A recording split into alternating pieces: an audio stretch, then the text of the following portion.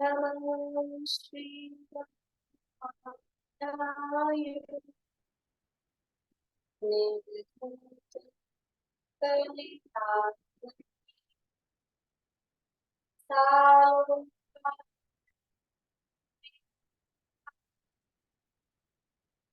यद्विद्या सर्व यद्विद्या सर्व सकल पाप मन दक्षा लत श्री पद्मार्ग नमन लोका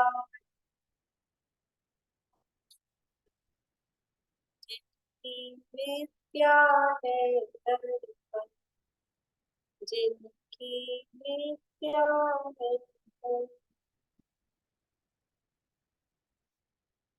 दर्पण शाकाचार्य आचार्य समंत द्वारा रचित। इसके अंतर्गत पहला समय का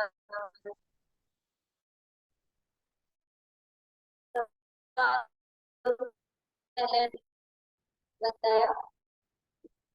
पहले प्रतिज्ञा की क्या कहूंगा कि धर्म का स्वरूप कहूंगा, फिर बुद्ध धर्म क्या करता है वो वहां बताया, और फिर चौथे श्लोक में सम्यक दर्शन का स्वरूप बताया, और उस चौथे श्लोक की व्याख्या आगे के 5वें श्लोक से लेकर 27वें श्लोक तक उसी की पूरी व्याख्या यहाँ आचार्य ने की। उसके बाद में अब सम्यक की महिमा यहाँ आगे के श्लोकों में बताने वाले हैं। तो बीच में जो वचनिका कार है व्याख्या जो उन्होंने यहाँ सम्यक के भेद प्रभेद और उसकी उत्पत्ति की प्रक्रिया की चर्चा यहाँ पर की है। तो प्रथमोपशम सम्यक, आवाज नहीं आ रही है आप लोगों को?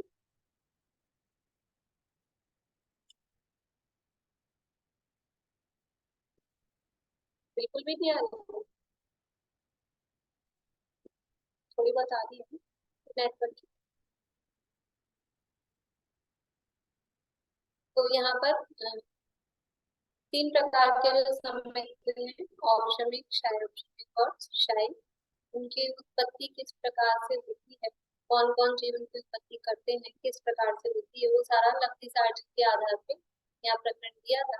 इसकी चर्चा हमने कल तक पूर्ण की है। अब यहाँ पर सम्यक दृष्टि के अष्ट गुणों की चर्चा यहाँ करने वाले हैं। पेज नंबर 64 है, 64 नंबर का पेज है रत्नकर्ण शाखाचार्य में। सम्यक दृष्टि के अष्ट गुण। सम्यक दृष्टि के 8 अन्य गुण भी प्रकट होते हैं। 8 अन्य गुण भी, अन्य गुण क्यों कह रहे हैं? 8 अन्य गुण भी प्रकट होते हैं क्योंकि पीछे 8 गुणों की चर्चा करके आए हैं। निशंकित, निकांक्षित आदि जो गुण है, क्योंकि सम्यक दर्शन के अंग कहते हैं वो गुण ही, तो पीछे उनकी चर्चा करके आए हैं। इसके अलावा अन्य 8 गुण भी सम्यक दृष्टि के प्रकट होते हैं, जिनसे उसका स्वयं का तथा दूसरे का सम्यक्त्व जान लिया जाता है। यानी ये जो 8 गुण अब जो बता रहे हैं, ये समझ लीजिए सम्यक की पहचान के चिन्ह जैसे हैं कि अगर यही गुण नहीं है तो वो सम्यक दृष्टि हो ही नहीं सकती। सम्यक दृष्टि यदि है तो ये गुण तो उसमें होंगे, ये गुण होंगे तो सम्यक दर्शन होगा ही होगा, ऐसा तो नहीं है। लेकिन अगर सम्यक दर्शन अंदर में है तो बाहर में ये गुण उसमें पाए ही जाएंगे, तो उसके आधार पर उसका सम्यक्त्व स्वयं का भी और दूसरे का सम्यक्त्व जान लिया जाता है। वो गुण कौन से हैं वो यहाँ बता रहे हैं।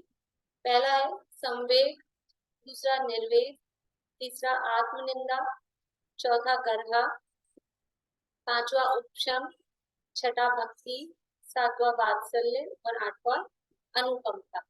ये 8 गुण जिसमें होते हैं उसे सम्यक दर्शन होता है, ऐसा जानना है। यानी सम्यक दृष्टि को निशंकित आदि गुण तो होते ही हैं, जिन्हें भगवान के वचनों में शंका या की कांक्षा और ग्लानि का परिणाम ये उसके नहीं होता है। उसके अलावा अब ये संवेग, निर्वेद आदि ये गुण उसके होते हैं। तो सूत्र में भी एक सूत्र आता है, प्रशम संवेग अनुकंपा आस्तिक्य और मैत्री प्रमोद कारुण्य मध्यस्थी, भावनाएं भी उसके जीवन में होती है और ये गुण भी उसके जीवन में होते हैं। तो व्याख्या कर रहे हैं आगे। संवेग किसे कहते हैं? सम्यक दृष्टि को संवेग अर्थात धर्म से अनुराग होता ही है। संवेग का मतलब है, संवेग शब्द और भी सुना आप लोगों ने? संवेग शब्द 16 कारण में सुना है? क्या नाम है? हाँ, जो संवेग भाव विस्तारित, संवेग भावना, 16 कारण भावनाओं में 5वीं भावना है संवेग भावना। तो संवेग का क्या अर्थ है? संवेग का अर्थ होता है धर्म से अनुराग। यद्यपि संवेग का, जब आप संवेग भावना करते हैं तो वहां पर संसार शरीर भोगों से विरक्ति और धर्म में अनुरक्ति, वहां संवेग का ये दोनों अर्थ संवेग के करते हैं। लेकिन क्योंकि यहाँ निर्वेद भी अलग से दिया है, इसलिए वहां जो विरक्ति वाला भाव है वो निर्वेद में लेंगे। संवेग का अर्थ है धर्म में अनुरक्ति, धर्म में प्रीति, धर्म से अनुराग। सम्यक दृष्टि तो हो लेकिन धर्म में अनुराग ही नहीं, और कहेगी मैं सम्यक दृष्टि हूँ, तो ऐसा नहीं हो सकता। इसके इसके माध्यम से वो बाहर से पहचाना जा सकता है। जिसको बाहर में धर्म में अनुराग ही नहीं है, वो कैसा सम्यक दृष्टि? वो सम्यक दृष्टि हो नहीं सकता है। सम्यक दृष्टि यदि है तो धर्म में उसको प्रीति, और धर्म में प्रीति, अकेला धर्म मतलब धर्म किसका नाम? धर्म कोई वस्तु तो नहीं है कि ये धर्म है जिसमें हमको प्रीति है। धर्म है, ये वस्तु का स्वभाव तो धर्म है ही, लेकिन जैसे ये जिन धर्म है, रत्नत्रय धर्म है, दया धर्म है, अहिंसा धर्म है, इन सब में उसको अंदर से प्रीति का परिणाम, मतलब उसका पालन करने में धर्म में प्रीति, मतलब धर्म में, धर्म के कार्यों में, धर्म का पालन करने में, और जो धार्मिक है, धर्मात्मा है, उन धर्मात्माओं में भी प्रीति। हमें धर्म से तो प्रीति है, धर्मात्माओं से प्रीति नहीं, धर्मात्माओं का तिरस्कार करें, तो ऐसा नहीं हो सकता। वो संवेग भाव नहीं।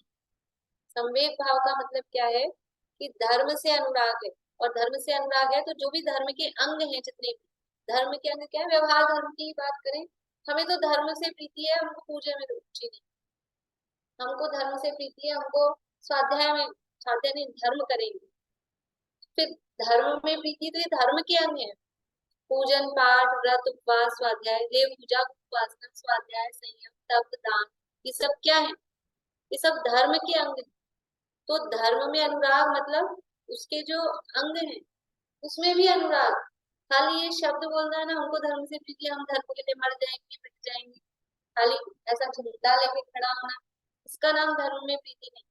धर्म में प्रीति मतलब वो धर्म कहाँ कहाँ पाया जाता है, धर्म किस किस के आधार से रहता है, तो जिस जिस के आधार से धर्म रहता है उन सब में उसको प्रीति होती है, उसका नाम है संवेग। तो सम्यक दृष्टि को संवेग अर्थात धर्म से अनुराग होता ही है। संसारी मिथ्या दृष्टि का अनुराग तो शरीर से ही हो रहा है। मिथ्या दृष्टि का अनुराग किससे होता है? उसको तो शरीर से ही अनुराग है, क्योंकि वह चाहता है कि शरीर उज्जवल रहे, बलवान रहे, पुष्ट रहे। शरीर से ममत्व होने के कारण ही वह अभक्ष्य भक्षण करके सुख मांगता है। तो हमारा यानी जो मिथ्यादृष्टि जीव है, वो उनकी प्रीति कैसे पता लगती है? किससे प्रीति? धर्म से प्रीति, शरीर से प्रीति कैसे पता लगती है? जरा सा कुछ शरीर में होता है, क्या करते हैं? तो खुद करते हैं, नहीं दूसरे उपदेश देने वाले बोलते हैं कि अब ये तो खाना ही पड़ेगा, ये तो लेना ही पड़ेगा, दवाई तो चाहे कैसी भी हो, अक्षय हो अक्षय हो, शरीर को टिकाना है, शरीर को बनाए रखना है, चलाना है, क्या करना पड़ेगा? यही लेना पड़ेगा। वो धर्म में प्रीति की शरीर में प्रीति, वो दिखता है हमको। धर्म में प्रीति तो है, धर्म में प्रीति किसको थी?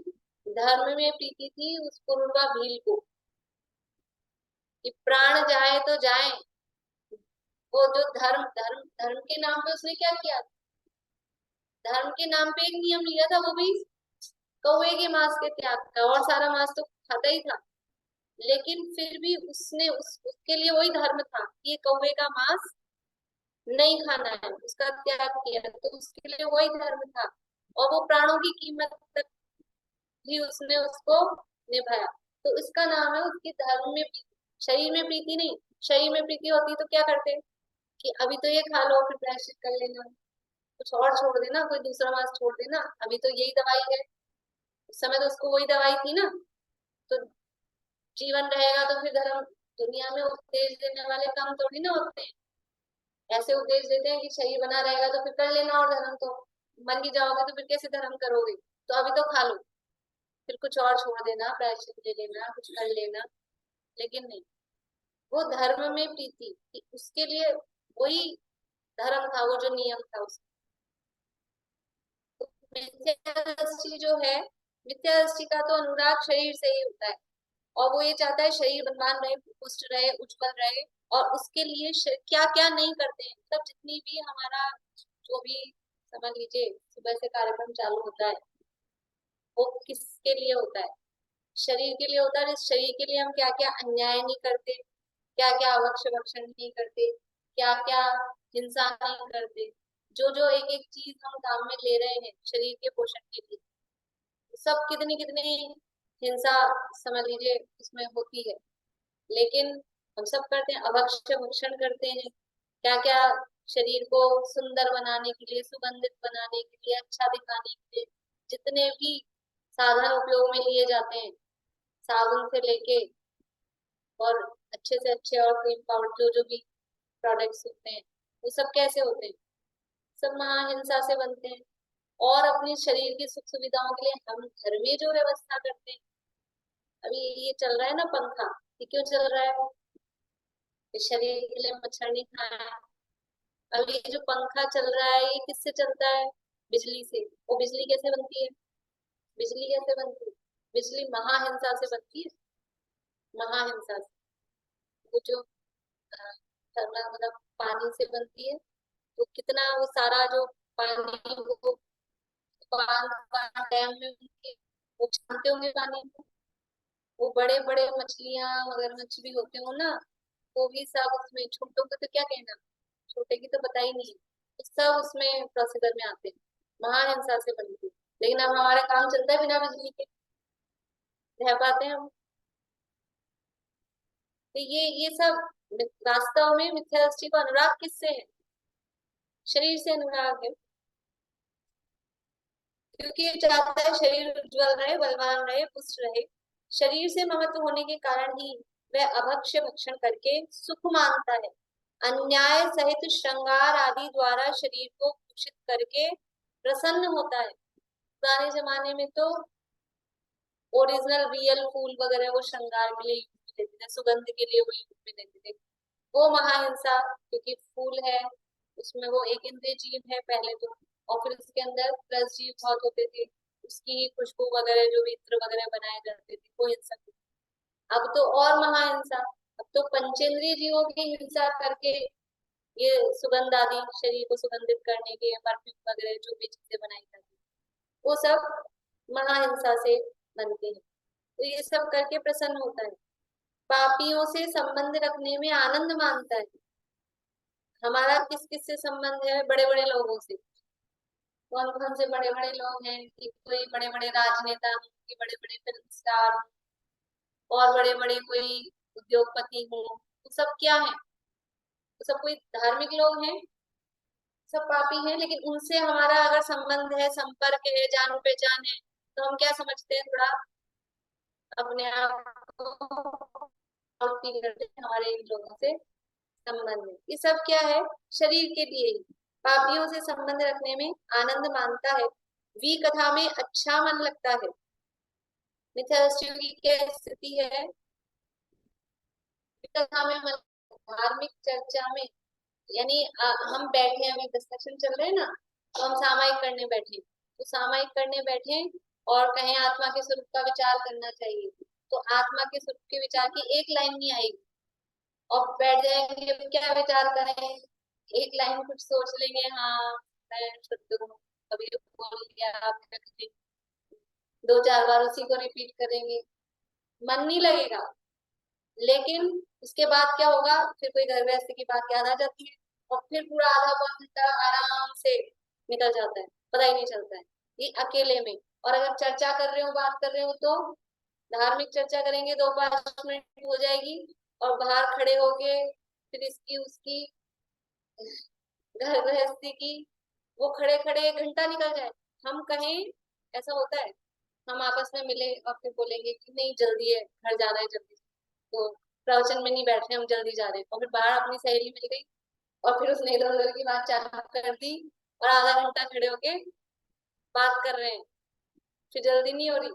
प्रवचन में तो नहीं बैठ रहे थे क्योंकि टाइम नहीं था, लेकिन इसमें मन लगता है। विकथाओं में, विकथा का मतलब है स्त्री कथा, राज कथा, भोजन कथा, ये तो चार तो यहाँ गिनाई है, समझ लो, प्रमाद के प्रकरण में। बाकी अलग अलग शायद भाव दीपिका में वहाँ 25वीं कथाएं भी गिनाई। कितनी भी अपन बना सकते हैं ना, जो जो अलग अलग तरह की चर्चाएं हैं वो सब विकथाएं हैं। तो और दूसरी चर्चाओं में, विकथाओं में, उसमें मन लगता है। हाँ, पाप की बात है, विकथा, वी मतलब खोटी, विपरीत बात। हाँ, पाप की चर्चाएं।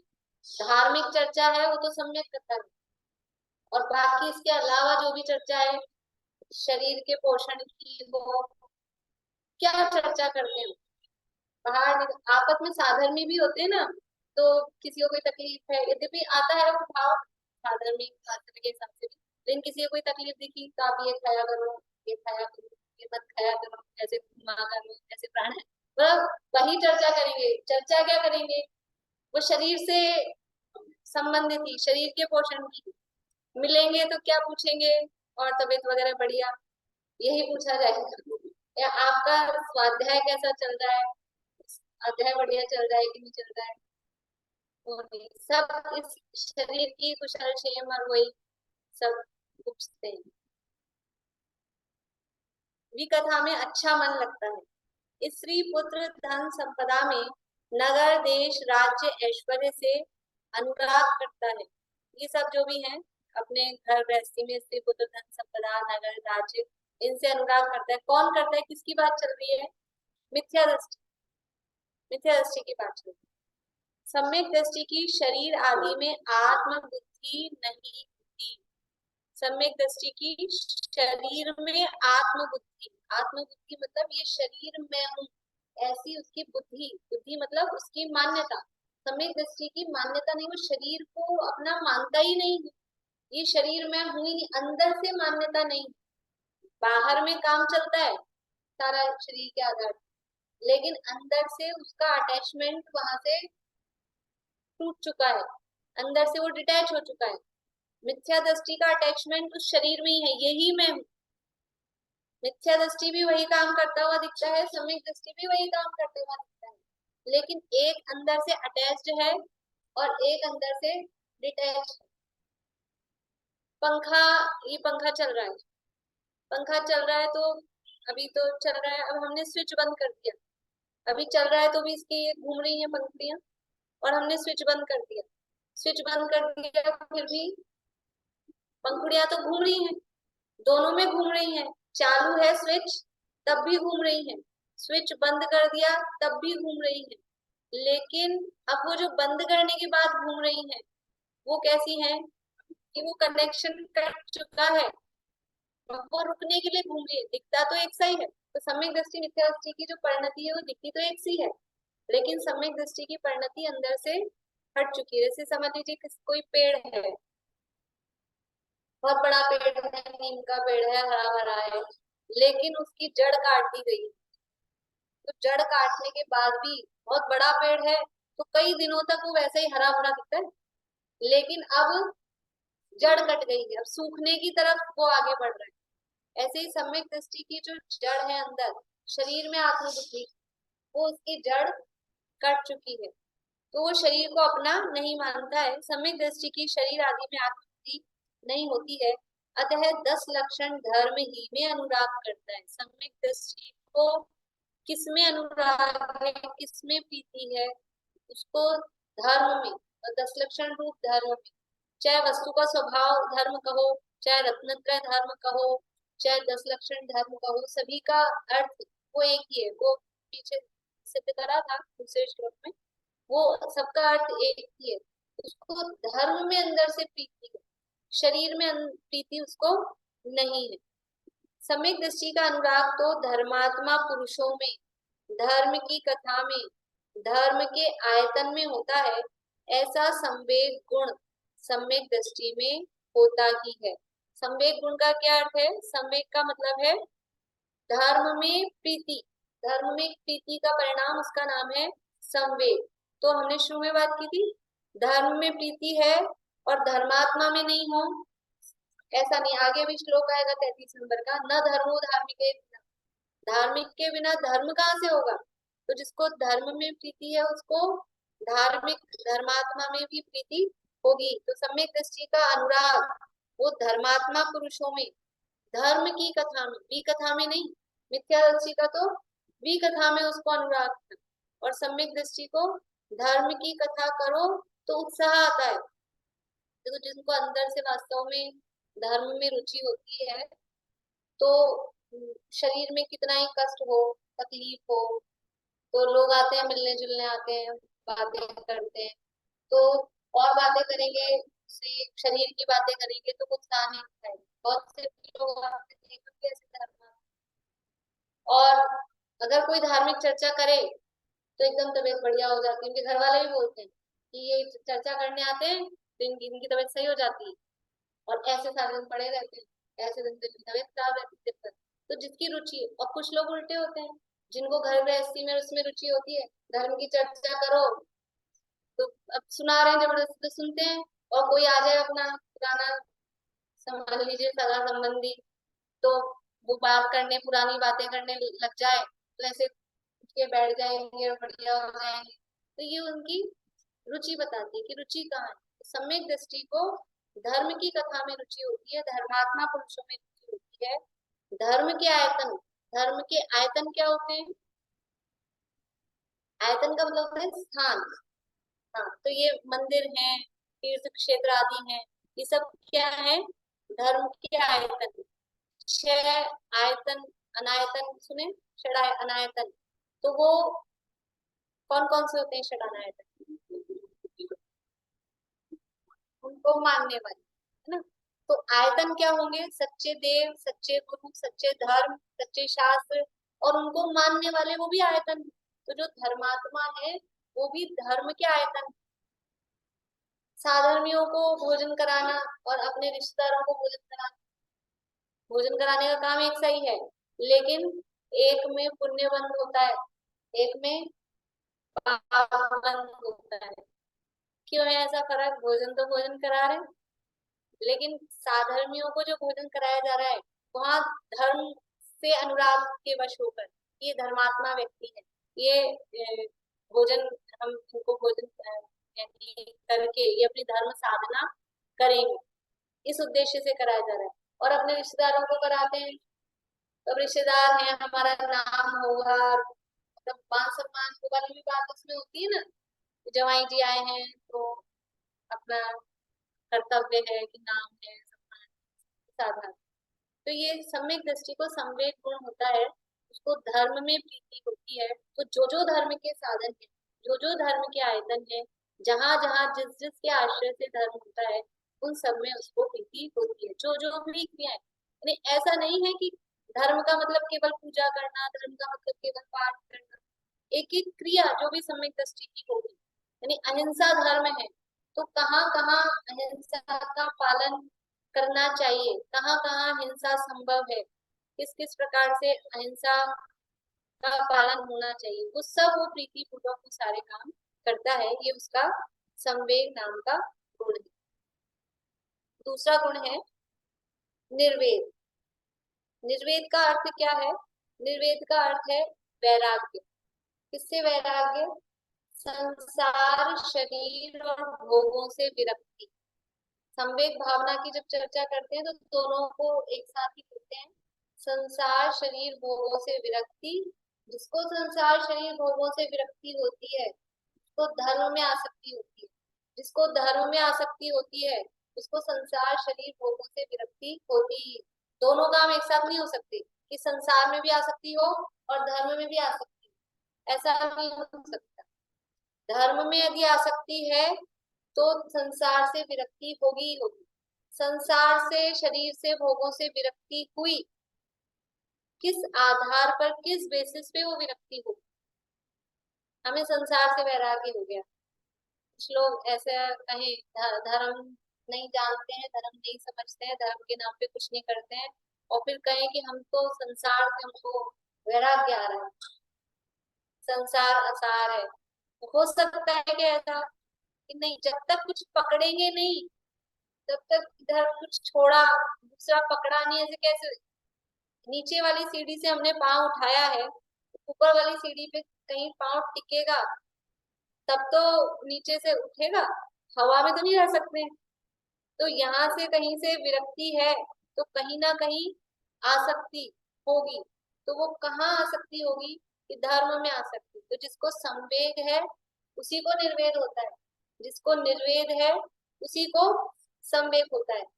तो सम्यक दृष्टि के संसार से विरक्ति है। वो संसार कैसा है? पंच परावर्तन संसार है। संसार का क्या स्वरूप है?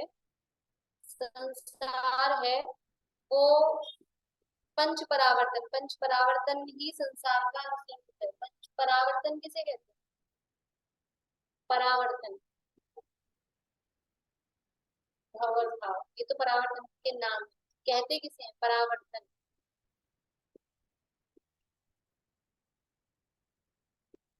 हाँ, परावर्तन मतलब वो परिभ्रमण, परिवर्तन, परिवर्तन।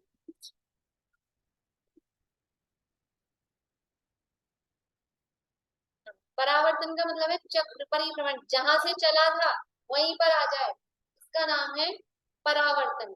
ये 5 प्रकार के परावर्तन रूप संसार होता है। द्रव्य परावर्तन, क्षेत्र परावर्तन, काल परावर्तन, भव परावर्तन और भाव परावर्तन। ये थोड़ी सी चर्चा करें इस संबंध में, पंच परावर्तन के संबंध में। देखो, ये जो पंच परावर्तन है ये क्या है?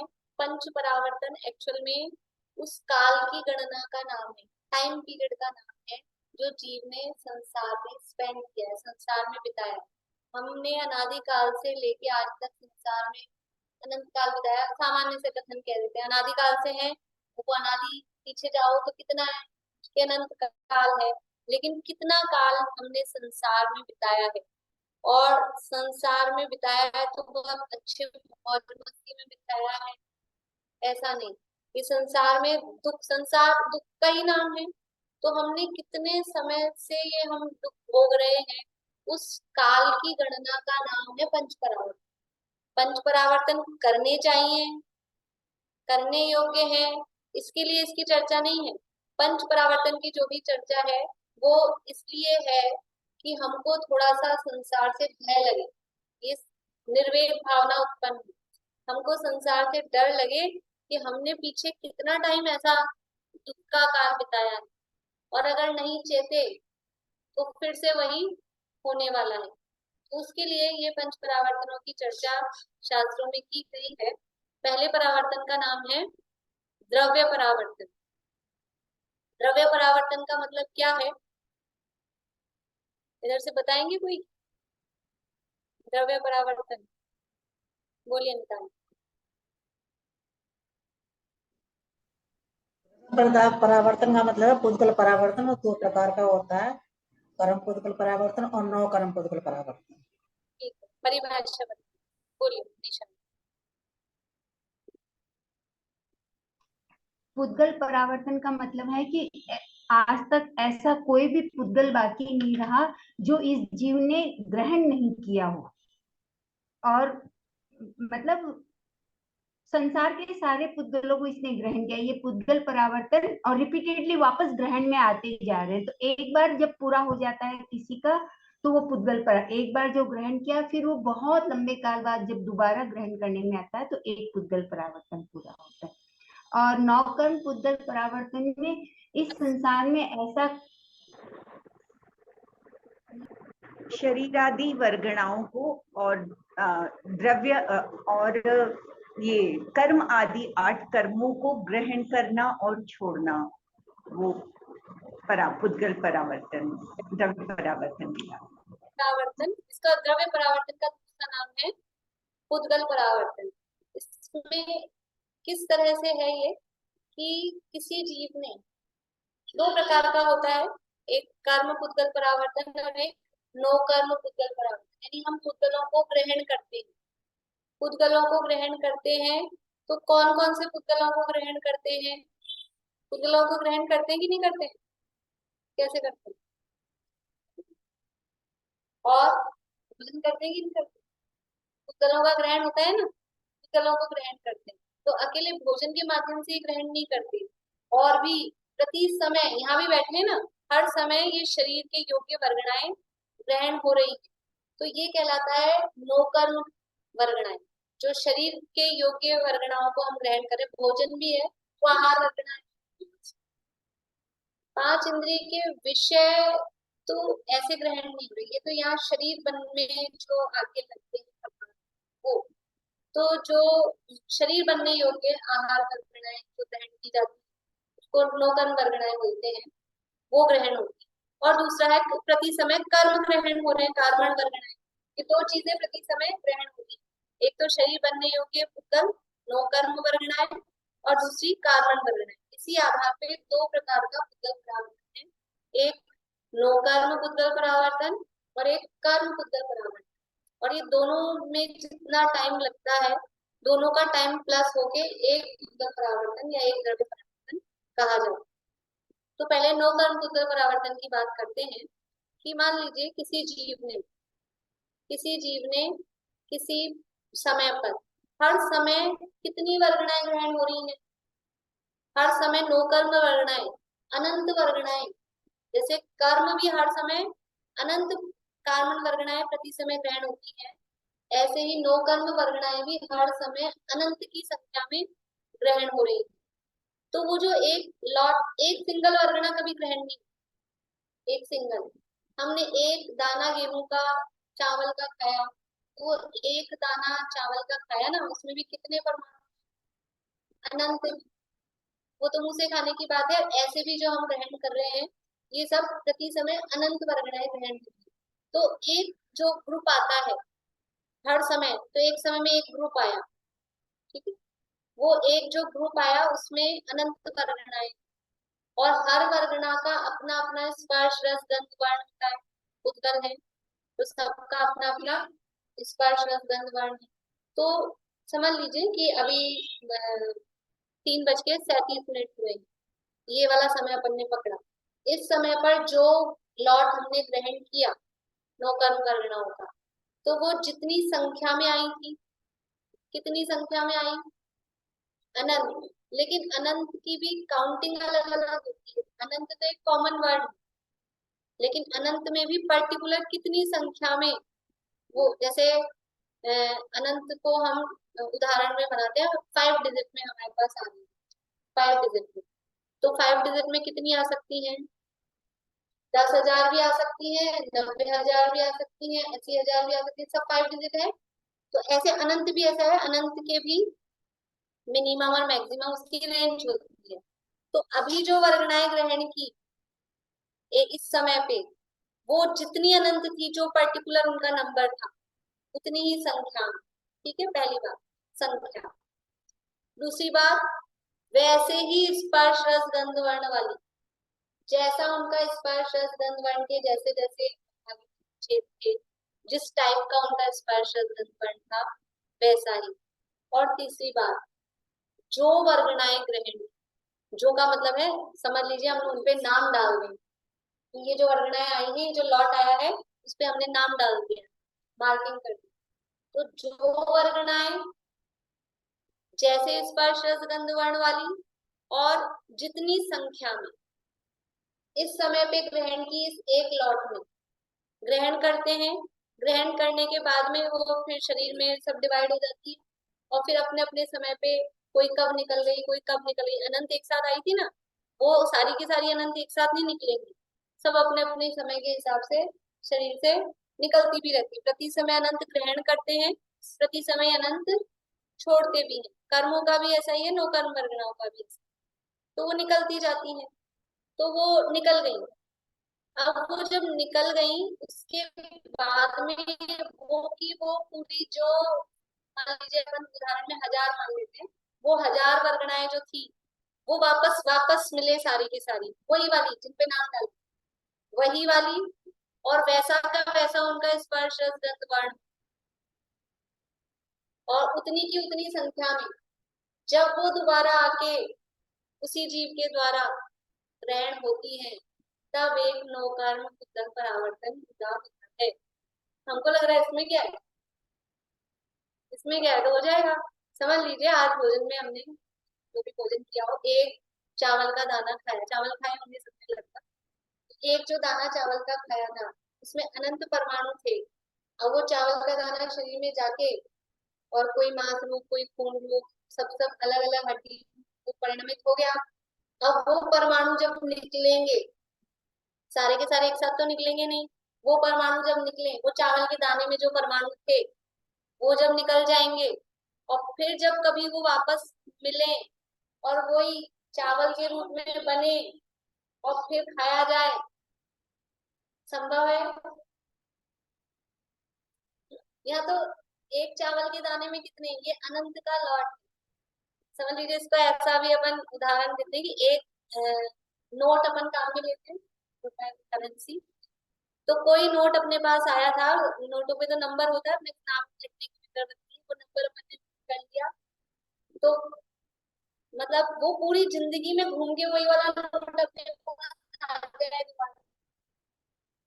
ये भी बहुत मुश्किल है, बहुत मुश्किल है। और थोड़ा उसको कठिन बनाए तो समझ लीजिए कि हमने 500 के चेंज करा लिए, कोई 100 का नोट, कोई 50 का, कोई 10 का, कोई 20 का, ऐसे करके, और वो अलग अलग दुकानों में बांट दिए। अब वो सारे के सारे 500 रुपए अलग अलग जो हो गए थे, वही वाले नंबर वाले, वो फिर कब अपने पास आ जाएंगे? इस जन्म में मुश्किल लग रहा है। मुश्किल लग रहा है, नोट परावर्तन होना मुश्किल लग रहा है। ये है पुद्गल परावर्तन। और ये वापस कब आता है, ये घूम के, जो अभी आपको बताया ना, तो मैंने आपको पहले उदाहरण तो बाद में दिए हैं, पहले आपको एक्चुअल जो थी क्या थी, कि किसी समय पर किसी जीव ने नौकर्म वर्गणाओं का जो, इसको शब्द है शास्त्र में समय प्रबद्ध, जो हम लॉर्ड जैसे कह रहे हैं ना, समय प्रबद्ध इसको कहते हैं। तो नौकर्म वर्गणाओं का जो कुंज ग्रहण किया, समय प्रबद्ध ग्रहण किया, वो ही वर्गणाएं, वही सेम नाम, सेम आइडेंटिटी, उतनी ही संख्या में, सेम क्वांटिटी, और वैसे ही स्पर्श रस गंध वर्ण वाली सेम क्वालिटी, तीन चीजें हैं। सेम आइडेंटिटी, नाम उनका मतलब वही, वही सेम क्वांटिटी, संख्या वही हो, और सेम क्वालिटी, यानी उसके स्पर्श रस गंध वर्ण भी बिल्कुल जैसे अभी थे वैसे ही हो। स्पर्श रस गंध वर्ण में अंतर पड़ता रहता है, आप लोगों ने सुना होगा, पढ़ा हो तो पुद्गलों में बंध कैसे होता है, वो अधिक कम होते रहते हैं, तभी तो उनमें बंध होता है। तो वो जो गुण है ना, तो जितने गुण उसमें थे, स्पर्श के, रस के, गंध के, वर्ण के, वैसे ही गुण उसमें सेम टू सेम है। तो वो जब वो ग्रहण करेगा, ग्रहण करने के बाद में जब छूट जाएंगे, और जब ऐसे के ऐसे वो दोबारा ग्रहण करने में आएंगे, तब एक नौकर्म पुद्गल परावर्तन पूरा होता है। और ये दोबारा जब ग्रहण करने में आते हैं, उसमें टाइम कितना लगता है, अनंत काल लगता है, अनंत काल से पहले दोबारा नहीं आते। कोई सोचे आ जाएंगे जल्दी से, कि मिनिमम अनंत काल तो उसमें लगता ही है। तो वो एक, जितने में ये पूरा होता है वो कहलाता है एक नौकर्म पुद्गल परावर्तन। अभी पुद्गल परावर्तन पूरा नहीं हुआ, अभी तो हुआ है ये नौकर्म पुद्गल परावर्तन। ये तो बहुत जल्दी करा दिया आपने क्योंकि बाकी डिटेलिंग इसकी वो भी बहुत है, लेकिन इतने में ही हम थोड़ा, मतलब थोड़ा भाव भाषित हो कि कितना समय, और ऐसे नौकर्म पुद्गल परावर्तन कितने किया अपन ने, एक ही हुआ होगा, कितने किए? ये अनादिकाल से कार्यक्रम क्या चल रहा है, यही चल रहा है, अनंत पुद्गल परावर्तन हुए अनंत। दूसरा क्या है, कर्म पुद्गल परावर्तन। कर्म पुद्गल परावर्तन में क्या है कि प्रति समय जीव कार्बन वर्गणाएं ग्रहण करता है, वही उसका भी एक सिंगल नहीं ग्रहण होती है, उसका भी पूरा लॉट, उसको भी समय प्रबद्ध कहते हैं। तो हर समय एक समय प्रबद्ध कार्बन वर्गणाएं ग्रहण की जाती है। तो उसमें भी वही 3 चीजें लगाना। वहां 3 चीजें ये वाली नहीं होंगी, पर दूसरी होंगी कि पहली बात तो वे ही वर्गणाएं, वही नाम, आइडेंटिटी, वे ही कार्बन वर्गणाएं। फिर दूसरी वही संख्या, उतनी ही क्वांटिटी में, उतनी ही संख्या में। और तीसरी चीज है वहां के स्पर्श गंध वर्ण यहाँ कर्मों में होंगे वैसे ही स्थिति अनुभाग, जितनी स्थिति अनुभाग को लिए वे ये वाले लॉट में अभी आई है वो वर्गणाएं, वैसी ही स्थिति अनुभाग सहित वही वर्गणाएं उतनी ही संख्या में और वैसी ही स्थिति अनुभाग को लिए वे अभी बांध के सब अलग अलग समयों पर अपने अपने खिलेंगे कर्म, जैसे जैसे जो जो बंधा है।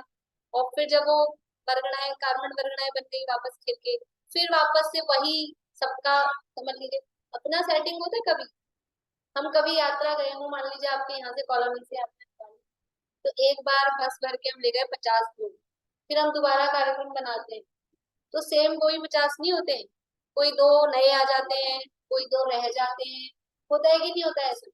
बिल्कुल एग्जैक्टली वही की वही लोग मिल जाए, नहीं होता है, कोई ना कोई कम ज्यादा उसमें हो ही जाता है। अब यहाँ पर अनंत है, 50 लोगों में तो सेटिंग बैठती है,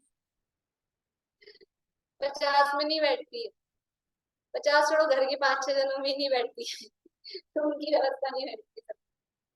तो फिर ये अनंत है, वो अनंत वही के वही, वैसे के वैसे, उतनी संख्या में, वैसे ही स्थिति अनुभाग वाले या तो कर्म में स्पर्श वाले, वो मिलना बहुत मुश्किल लगता है, लेकिन फिर भी वो होता है और वो पूरा होता है अनंत काल में। तो अनंत काल नौकर्म उद्गल परावर्तन का प्लस अनंत काल कर्म उद्गल परावर्तन का, और दोनों मिलके भी होता है अनंत काल, और वो कहलाता है एक उद्गल परावर्तन। हमने एक बात सुनी होगी, सम्यक दर्शन होने के बाद में इस जीव की संसार की स्थिति कितनी रह जाती है? मैक्सिमम अर्ध उद्गल परावर्तन सुना है? ओ, ये कितनी स्थिति रह जाती है? सम्यक दर्शन हो गया और होके छूट गया तो कितनी स्थिति रहेगी? मैक्सिमम अर्ध उद्गल परावर्तन। मतलब कितना काल? अर्ध उद्गल परावर्तन का मतलब क्या? या तो एक नौकर्म उद्गल परावर्तन या एक कर्म उद्गल परावर्तन, ये आधा आधा है। एक नौकर्म उद्गल परावर्तन में जितना टाइम लगा, कितना टाइम है? अनंत काल है। सम्यक दर्शन होने के बाद भी यदि छूट जाए, सुध नहीं ले, अनंत काल है। लेकिन वो अनंत कैसा है? जिसका अंत नहीं आएगा, ऐसा नहीं, ये सक्षय अनंत है। देखिए अनंत किसे कहते हैं? जिसका कोई अंत ना आवे वो अनंत, ऐसा नहीं है, ऐसी परिभाषा नहीं। अगर अंत नहीं आए तो फिर सम्यक दृष्टि के भी संसार का अंत नहीं आएगा, क्योंकि ये तो अनंत काल है। अनंत किसे कहते हैं? देखिए जो मति शुद्ध ज्ञान में जाना जाए, जो मति शुद्ध ज्ञान का विषय होता है वो होता है संख्यात, या इधर से कहें संख्यात क्या होता है? मति शुद्ध ज्ञान का विषय होता है। दूसरा शब्द होता है असंख्यात। असंख्यात क्या है? कि जो मति शुद्ध ज्ञान का विषय नहीं होता, अवधि ज्ञान, मनपरे ज्ञान या केवल ज्ञान का विषय होता है। यानी असंख्यात अवधि ज्ञान में जाना जाएगा, मति शुद्ध ज्ञान में नहीं जाना जाएगा। और अनंत किसे कहते हैं? जो ना मति शुद्ध ज्ञान में जाना जाए, जो ना अवधि मनपरे ज्ञान में जाना जाए, केवल मात्र केवल ज्ञान में ही, केवल ज्ञान में ही जो जाना जाए उसका नाम है अनंत। जिसका अंत नहीं आए वो अनंत, ऐसा नहीं। अनंत का भी अंत आता है, सक्षय अनंत भी होता है, अक्षय अनंत भी होता है। तो अनंत का तो अंत आता है, लेकिन अनंत का मतलब क्या है? जो केवल ज्ञान गम्य ही हो, मति शुद्ध अवधि मनपरे, इन 4 ज्ञानों के द्वारा जो नहीं जाना जाए उसको कहते हैं अनंत। तो ये जो अनंत काल है, यदि ये अनंत का अंत नहीं आता तो फिर हमने अनंत पंच परावर्तन किए कैसे? तो खत्म ही नहीं होना चाहिए था एक भी। तो पूरे किए ना, एक पूरा हुआ तब हमने कहा दूसरा किया, फिर तीसरा किया, तब तो ऐसे करके अनंत गिन पाए। तो अंत तो आता है, लेकिन वो जो जितना टाइम उसमें बिताया है वो केवल यानी भगवान के अलावा कोई नहीं जान सकते।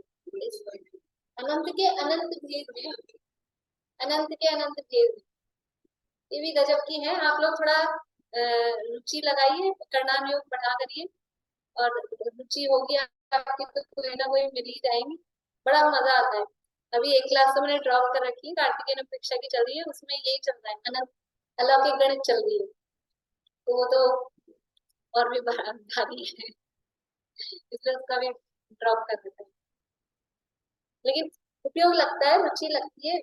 ऐसा नहीं है कि तो चारों अनुयोग जिनवाणी के ही अंग है। यद्यपि द्रव्यानुयोग में डायरेक्ट को रस आता है, लेकिन द्रव्यानुयोग में सुनते सुनते ऐसा नहीं हो जाता बस आए सुने चले गए, यहीं की बात यहीं छाड़ गए, ऐसी स्थिति हो जाती है। लेकिन यहाँ अभी आप हिल नहीं सकते मतलब शरीर से नहीं, दिमाग से। कर्णन योग का प्रकरण यदि चल रहा होता है तो एकदम बुद्धि अलर्ट रहती है, तो उपयोग विशेष लगता है। उपयोग लगता है तो विशुद्धि होती है। द्रव्य योग या जो सुने सुनाए प्रकरण होते हैं तो उपयोग भटक भी जाता है। जो पूजा हमारी रोज की रटी हुई है तो उपयोग भटक भी जाता है, और कोई दूसरी नई करते हैं तो फिर हम याद तो है नहीं, तो उपयोग उसमें विशेष लगता है। ऐसे ही कर्णन योग में उपयोग सूक्ष्म होता है, विशेष उसमें उपयोग लगता है। एकाग्रता बनती है, एकाग्रता बनती तो विशुद्धि होती है, और विशुद्धि होती तो अपने आप शिवक्षम होता है। कषायों का यानी विशुद्धि का और ज्ञानावरण दर्शनावरण के शिवक्षम का ऐसा संबंध है। विशुद्धि बढ़ती है, विशुद्धि बढ़ती है मतलब कषाय कम होती है। विशुद्धि बढ़ने का मतलब क्या है, कषाय कम होती है तो इधर ज्ञान बढ़ता है, वो शिवक्षम खुलता है। और कषाय बढ़ती है यानी विशुद्धि कम हो रही है, ज्ञान कम होता है। अपने आप समझ में आता है, अपने आप समझ में आता है। विशुद्धि अगर बनती है, एकाग्रता होती है, अपने आप सब समझ में, सब याद भी होता है, समझ में भी आता है, सब होता है। इसलिए यानी मूल द्रव्यानुयोग तो है ही, उसका निषेध नहीं है, लेकिन हमारे पास बुद्धि है, बुद्धि सबके पास में है, उसको लगाएंगे तो लगेगी, नहीं तो वैसी हो जाती है जितना उसको यूज में लेंगे। तो उपयोग को लगाने के लिए बहुत अच्छा प्रकरण ये होते हैं। और ऐसा नहीं है, इसमें से हमको विशेष महिमा आती है, जब हमको ये गहराई से पता लगता है ना विषय, तो हमको वो द्रव्यानुयोग की विशेष महिमा इसके माध्यम से आती है। केवल यानी परमात्मा की ऐसे ऐसे सूक्ष्म बातें किसने बताई, कौन जान सकता है, कहाँ कही जा सकती है, तो महिमा भी विशेष आती है। ऐसा नहीं है कि मतलब कुछ लोग उसको नेग्लेक्ट समझते हैं इसमें क्या है ये तो, लेकिन ऐसा नहीं है। जब हम खुद समय साल में गाथाएं दी 50 से 55, इस जीव के स्पर्श नहीं है, रस नहीं है, गंध नहीं है, वर्ण नहीं है, तो सारे ये सारे कर्णन युग के अनुभाग के स्थान, स्थान, योग स्थान, निवारण स्थान, एक स्थान, तो अब बोल देते हैं शब्द, और एक एक शब्द का जो भाव पता लगे कि कषाय अध्यवसाय स्थान का क्या मतलब, स्थिति बंध अध्यवसाय स्थान का क्या मतलब, मारना स्थान का क्या मतलब, तब वो गाथाओं का विशेष भाव ख्याल में आता है, महिमा आती है। और महिमा आना, बस कल के प्रकरण में बात चल रही थी, महिमा आनी चाहिए, महिमा आना चाहिए। जिनवाणी की महिमा आएगी, जिनेन्द्र भगवान की महिमा आएगी, इसमें जो बताया गया तो अपने आत्मस्वरूप की महिमा आएगी कि ये ऐसा सब ये जानने वाला कौन, ये मैं, ये ऐसा स्वभाव है। केवल ज्ञान में जाना गया कि ये जैसा केवल ज्ञानी भगवान ऐसा ही मेरा स्वभाव है। अभी हमने अनंत की चर्चा की थी, जगन्य परीत अनंत, तो इतनी बड़ी बड़ी संख्या है, इतना संख्या, तो ऐसा लगता है क्या कि कौन जान रहा है, ये सब जान, हमने अपने शुद्ध ज्ञान में केवल ज्ञान अनंत को जाना। यद्यपि अभी अभी क्या बताया था, अनंत किस ज्ञान का विषय है, केवल ज्ञान का विषय है, लेकिन हम ऐसे अनुमान से इस आधार पे कर्णन योग के द्वारा शुद्ध ज्ञान में भी वो केवल ज्ञान के विषय को हम जान लेते हैं। ये इतनी ताकत इसमें है, इसलिए ये अभी इतना ही लेते हैं शेष चर्चा। अभी द्रव्य परावर्तन की बात हुई है, मैं चला के थोड़ा आगे नहीं लिया है क्योंकि वो भारी हो जाएगा। कल बाकी के 4 परावर्तनों की चर्चा अपन आगे करेंगे और फिर ये विषय आगे बढ़ाएंगे। आप लोगों को इंटरेस्ट तो आ रहा है ना, कल आगे चार पर